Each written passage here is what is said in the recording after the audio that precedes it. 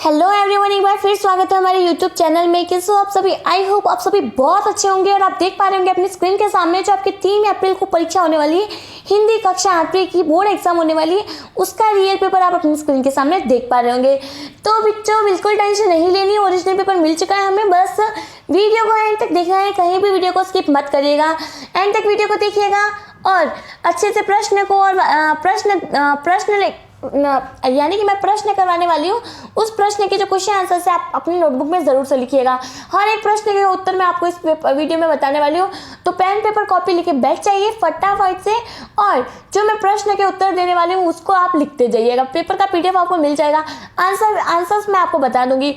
तो बस इस पेपर का बार बार आपको प्रैक्टिस करनी है और कुछ नहीं करना।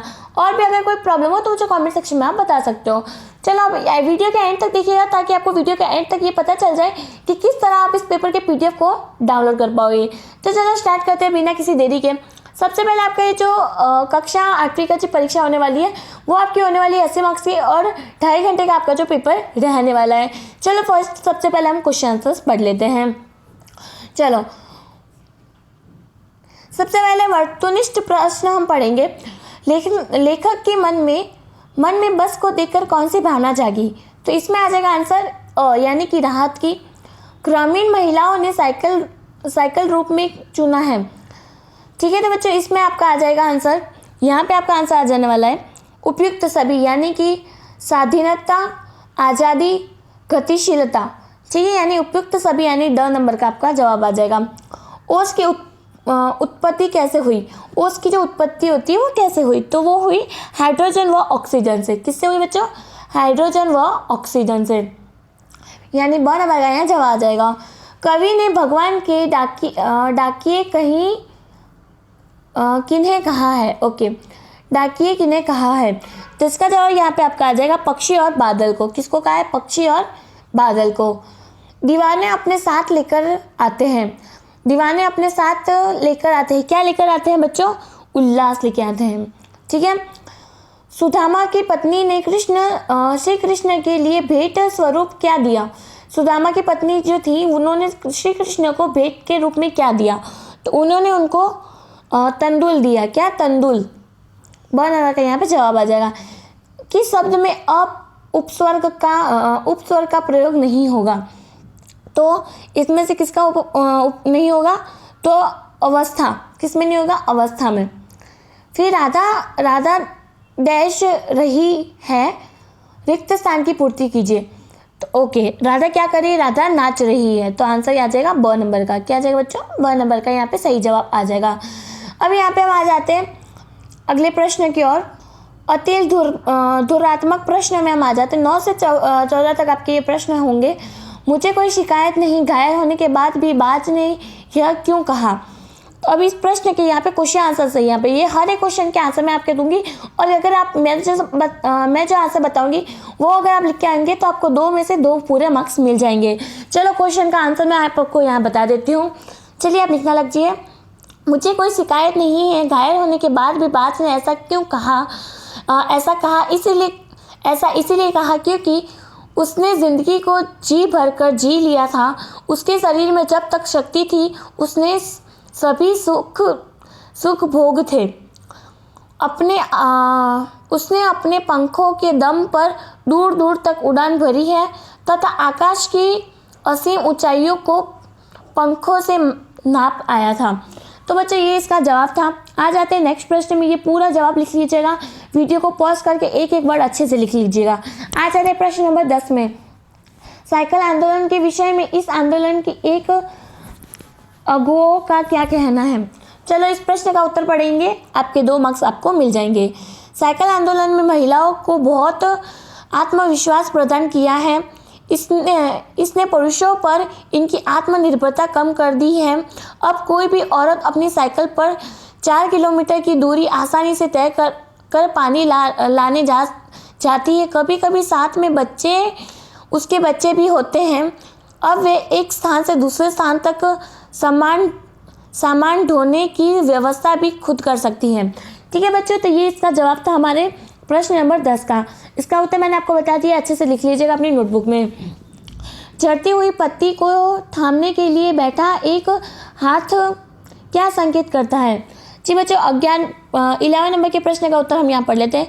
इस पंक्ति के माध्यम से कवयित्री यह कहना चाहती है कि जीवन के मार्ग पर जब कोई व्यक्ति अपने लक्ष्य की ओर बढ़ता है तो उसे कभी कभी असफलता का सामना भी करना पड़ता है। ऐसे में गिरते हुई पत्ती को थामने वाले हाथ के सम्मान कोई अनुभवी व्यक्ति से सहारा देकर उसे असफलता से बचाता है। उसे गीत और सही की पहचान करो, उसे अपने लक्ष्य की ओर आगे बढ़ाने के लिए प्रयत्न करता है। ठीक है बच्चों, तो ये था हमारे 11 नंबर के प्रश्न का उत्तर। ठीक है बच्चों, फिर आ जाते हैं 12 नंबर के प्रश्न में। सुदामा की दीन दशा देखकर श्री कृष्ण की क्या मनोदशा हुई, अपने शब्दों में लिखिए। मतलब जो सुदामा की दीन दशा देखकर श्री कृष्ण को क्या मनोदशा हुई, आपको यहाँ पे बताना है। सुदामा की हालत देखकर श्री कृष्ण को बहुत दुख हुआ। दुख के कारण श्री कृष्ण की आंख से आंसू बहने लगी। उन्होंने सुदामा के पैरों पर धोने के लिए परात में पानी मंगवाया। परंतु उनकी आंखों से इतने आंसू निकले कि उन्हें आंसुओं से सुदामा के पैर धुल गए। तो बच्चों, मतलब जो सुदामा का दुख देखकर उन्होंने मतलब परात मंगाई, फिर उनका मतलब पैर धोने के लिए, बट उनके आंसू इतने आ रहे थे कि उनके आंसू से ही उन्होंने उनका पैर धो लिया। जी बच्चों, आ जाते हैं अब नेक्स्ट प्रश्न में। यहाँ पे आ जाएंगे निम्नलिखित मुहावरों का अर्थ बताइए। यहाँ पे जो निम्नलिखित मुहावरे हैं उनका यहाँ पे आपको अर्थ बताना और वाक्यों में भी प्रयोग करना है। तो चलिए, मक्खन लगाने का मतलब चापलूसी करना। अधिकारियों को मक्खन लगाकर उसने बड़ी जल्दी पदोन्नति प्राप्त कर ली। ये था इसका जवाब। अर्थ में क्या आएगा? चापलूसी करना। वाक्य में मैंने आपको बता दिया।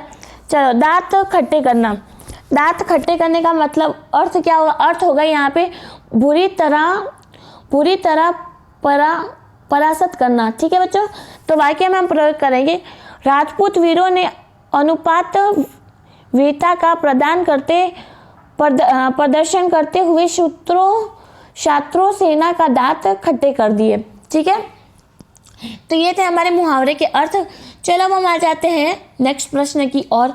यहाँ पे आपको दिए गए हैं क्वेश्चन। यहाँ पे आपके 2 मार्क्स के क्वेश्चन आंसर्स रहने वाले बच्चों। सबसे पहले यहाँ पे हमने 14 नंबर का देखा नहीं, सॉरी मैं डायरेक्ट यहाँ पे आ गई थी। 14 नंबर में आपके यहाँ पे विलोम शब्द आपको बताना है। दिन का विलोम शब्द रात का है। ठीक है, निम्नलिखित शब्दों के विलोम शब्द यहाँ पे आपको बताना है। विधुन का विलोम जो विलोम शब्द है वो हो जाएगा मूर्ख, और आस्तिक का हो जाएगा नास्तिक। क्या हो जाएगा बच्चों? नास्तिक। अब आ जाते हैं हम क्वेश्चन आंसर्स में। चलो फटाफट क्वेश्चंस पढ़ लेते हैं। बदलू के मन में ऐसी कौन सी व्यवस्था थी जो लेखक से छुपी न रह सकी? ठीक है, तो इस प्रश्न का उत्तर हम पढ़ लेते हैं। यहाँ पे दिया गया है, जैसे कि पूरा बच्चों मैं जो बता रही हूँ सारा लिखते जाइएगा, पूरे के पूरे मार्क्स आपको यहाँ पे मिल जाने वाले। बिल्कुल टेंशन मत लीजिएगा, पूरा मार्क्स आपको मिलेंगे। लाख की चूड़ियों के कौशल कारीगर बदलू का काम मशीनों के आने से छिप चुका था। वह असहाय और लाचार हो गया था। जिन कांच की चूड़ियों से उसे नफरत थी, आज सब जगह उसे वही दिखाई पड़ रही थी। अब हाथ की कारीगरी की अपेक्षा सुंदरता तथा एक सेकेंड चमक दमक को महत्व दिया जाने लगा था। बदलू के मन में यह व्यवस्था लेखक से छुपी न रही। तो बच्चों ये था हमारे इसका जवाब। जी बच्चों, तो अब आ जाते हैं नेक्स्ट प्रश्न में। सांप उड़ने की इच्छा को मूर्खतापूर्ण मानता था, फिर भी उसने उड़ने की कोशिश क्यों की? अच्छा, तो अगर मतलब जो सांप था वो उड़ने को मूर्खतापूर्ण मानता था, लेकिन फिर भी उसने उड़ने की कोशिश क्यों की? चलो हम इस प्रश्न का उत्तर पढ़ लेते हैं, फिर आपको मिल जाएंगे यहाँ पे 4 में से पूरे 4 मार्क्स। लिखते जाइएगा बच्चों, चलिए मेरे साथ, एक एक लाइन में अच्छे से पढ़ूंगी। सांप उड़ने को मूर्खतापूर्ण मानता था, फिर भी उसने उड़ने की कोशिश इसलिए कोशिश की क्योंकि उसने मृत्यु के निकट पहुंच चुके घायल बाज को उड़ने के लिए लालापित देखा था। इतना लिख लिया बच्चों। चलो नेक्स्ट आगे की लाइन लिखते हैं। उसने उड़ने में असमर्थ बाज के मुंह से करुण चीख निकल रही थी कि उड़ न पाने की पीड़ा उसे अंदर तक सता रही है। उसकी उड़ने की असीम चाह देखकर सांप भी आकाश में असीम शून्यता को पाने के लिए लालायित हो उठी। वह भी आकाश में छुपी खजाने का रहस्य पाने तथा उड़ने का स्वाद परखने के लिए बेकरार हो उठा। जी बच्चों, तो मतलब जो सांप था उसको मतलब ऐसे घायल चील को उसने देखा, मतलब वो उड़ने के लिए इतना तड़प रहा था, तो वो करुण आवाज से चिल्ला रहा था। फिर उसको भी वो भी चाहता था कि मैं भी आसमान में उड़ूं और आसमान में जो छुपा खजाना है उसका जो स्वाद है उसको मैं चख सकूं। ठीक है बच्चों, तो ये था उसमें मतलब इसलिए सांप उड़ने की कोशिश कर रहा था। चलो आ जाते हैं नेक्स्ट प्रश्न में। सड़क पर चलने हेतु यातायात संकेतों की चिन्ह बनाकर उसके अर्थ लिखिए। सबसे पहले बच्चों आपको उनके चिन्ह बनाने, फिर उसके जो नाम है वो आपको लिखना है। चलो मैं आपको एक दो चिन्ह बता देती हूँ। जैसे कि एक गोला बना होता है, उसमें यहाँ पे एक आदमी है। ठीक है, आदमी जो है ऐसे फिर वो चल रहा होता है, फिर ऐसे क्रॉस किया होता है, तो इसको बोलते हैं प्रवेश निर्देश यानी कि वहाँ जाना मना है। फिर दूसरा मैं चिन्ह बता देती हूँ। दूसरा चिन्ह आपको हो जाएगा यहाँ पे ऐसा, देखिए इस प्रकार से बना होगा, फिर इस प्रकार से ऐसे यू टर्न होगा, फिर ऐसा होगा। ठीक है, तो इसको बोलेंगे बच्चों दाएं मुड़ो, यानी कि दाएं तरफ मुड़ना है आपको। फिर 4 चिन्ह यहाँ पे है आपको, तो एक चिन्ह फिर इस तरह से दिया हुआ है। देखिए बच्चों, इस तरह से लाइनिंग यहाँ पे, यानी कि ये रोड है, यहाँ पे एक इंसान बना हुआ है, वो चल रहा है इस तरह जा रहा है, तो उसको बोलेंगे पैदल क्रॉसिंग। क्या बोलेंगे बच्चों? पैदल क्रॉसिंग। फिर आ जाएगा एक नॉर्मल ये वाला टर्न, पहले उस तरफ टर्न अथवा इस तरफ टर्न है, यानी कि इस तरफ टर्न आ जाएगा। ठीक है, तो उसको बोलेंगे बाएं मुड़ो, उसको दाएं मुड़ो, इसमें बोला है दाएं मुड़ो। तो ये 4 चिन्ह मैंने आपको यहाँ बता दिए हैं। स्वच्छ भारत पर 4 पंक्तियाँ लिखिए। स्वच्छ भारत पर हमें 4 पंक्तियाँ लिखनी है। चलो, हमारे भारत देश स्वच्छ होगा तभी स्वच्छ होगा आज हमारा भारत देश स्वच्छ होगा तभी स्वच्छ होगा। अच्छा हो गया, स्वच्छ होगा। आज हमारे देश में स्वच्छता की बहुत ज़्यादा जरूरत है। स्वच्छता के विषय पर बहुत सारे अभियान भी चलाए जाते हैं, क्योंकि जब हमारा देश अच्छा स्वच्छ होगा तभी हमारे देश का हर नागरिक स्वच्छ रहेगा, वह बीमारी से मुक्त रहेगा, हमेशा खुश रहेगा। जी बच्चों, तो ये था हमारे स्वच्छता के लिए। अब बढ़ जाते नेक्स्ट प्रश्न में। निम्नलिखित विशेषण शब्दों का प्रयोग करते हुए वाक्य बनाएं। तो बुद्धिमान पे आपको एक वाक्य बताना है। सुरेश की बेटी बहुत बुद्धिमान है। फिर भारी, कूली भारी वजन उठाता है। फिर गोरा, श्याम का रंग गोरा है। दो यहाँ पे दिया गया है। तो जूरी के पास 2 बैल थे। ठीक है बच्चों, तो ये हमने पूरे यहाँ पे वाक्य पढ़ लिए। नीचे लिखिए खंदश के स्वप्रंग वाक्य लिखिए। तो बच्चों यहाँ पे तो अभी हमारे पास इतना टाइम नहीं है, फटाफट से हम आगे क्वेश्चन की तरफ बढ़ जाते हैं। निम्नलिखित शब्दों का उनके समान दिए गए शब्दों के उचित अर्थ का चयन करें। ठीक है, यहाँ पे आपको जोड़का यानी उस समझ लीजिए। उल्लेख, तो इसका आ जाएगा ओखली। ठीक है बच्चों, उखल, तो इसका आ जाएगा ओखली। फिर बेनी का यहाँ पे आपका आ जाएगा चोटी। क्या आ जाएगा बच्चों? चोटी। फिर ढूंढी का आंसर यहाँ पे आ जाएगा खोजकर। क्या आ जाएगा बच्चों? खोजकर। द्वार पर यहाँ पे आंसर आपका आ जाएगा दरवाजा। क्या आ जाएगा बच्चों? दरवाजा। फिर वसुधा का आंसर यहाँ पे आ जाएगा बच्चों धरती। क्या आ जाएगा बच्चों? धरती। और कंठक का आंसर आ जाएगा कोठा। ठीक है बच्चों, तो ये हमने यहाँ पे कर लिया है। आ जाते हैं अगले प्रश्न की ओर। ओके, यहाँ पे खाली रिक्त स्थान की पूर्ति आपको करनी होगी। जग में खाली जगह कोई नहीं, तो इसका आंसर बच्चों यहाँ पे क्या आ जाएगा आपका, मैं आपको बता देती हूँ 22 नंबर के प्रश्न का उत्तर। यहाँ पे आ जाएगा बेर, क्या आ जाएगा बच्चों, बेरी, यहाँ से आ जाएगा बेरी। फिर सेकंड नंबर में हम एक निशानी सी डैश पर यानी कि ऊर पर, क्या आ जाएगा बच्चों यहाँ पे उत्तर, यह आ जाएगा ऊर, ठीक है। फिर आगे आते हैं, चोरी के बन में हो जो, यहाँ पे आ जाएगा बच्चों इसका उत्तर प्रवीण, क्या आ जाएगा बच्चों, प्रवीण। पर डैश को कहूँ खोज ना पाए, इसका जवाब बच्चों आपके क्या आ जाएगा, झोपड़ी, क्या आ जाएगा, झोपड़ी। नेक्स्ट प्रश्न, डैश सब सखनी